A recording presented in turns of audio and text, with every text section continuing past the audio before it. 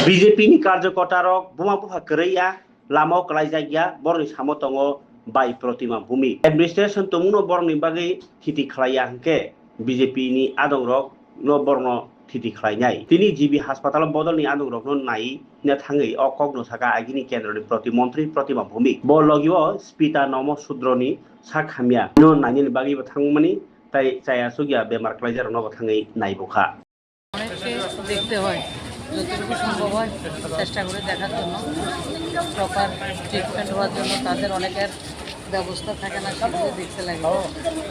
বিশেষ করে গত ৮ তারিখে আমাদের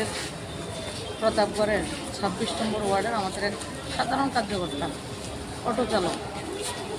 তার উপর একটা মানে জানে মেরে ফেলার মতো একটা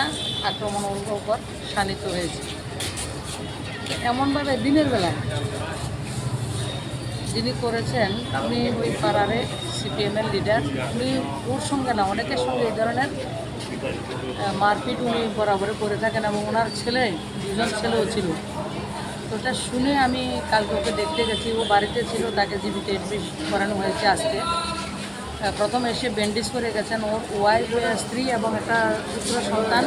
৭-৮ বছরের ছাড়া অন্য কেউ পরিবারে নেই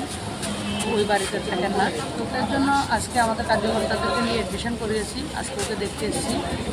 বিষয় হচ্ছে সুমনকে যখন মারছিল ও একটা অটো চালায় আজ সিপিএমের লিডার আপনারা শুনেছেন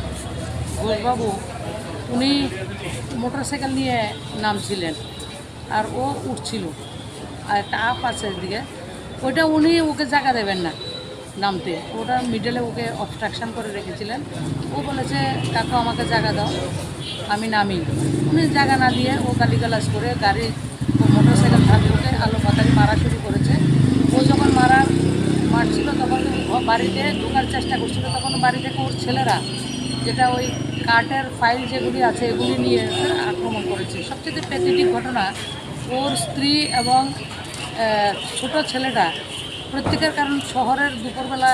সবাই একটু ঘুমিয়ে থাকেন সবাই বাড়ির সামনে দিয়ে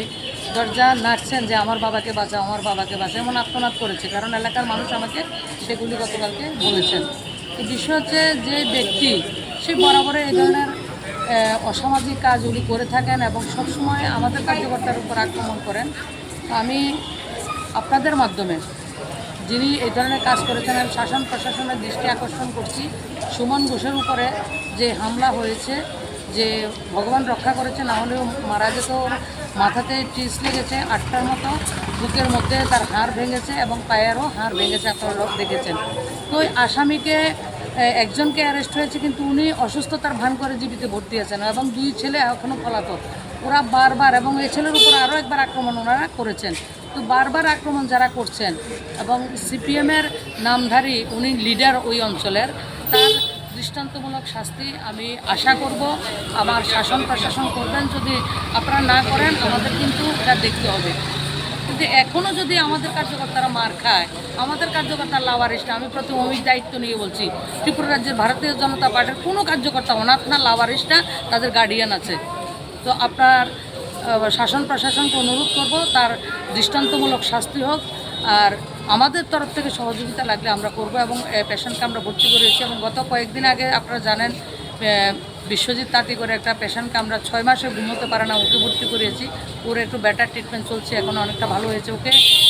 গত কয়েক মাস ধরে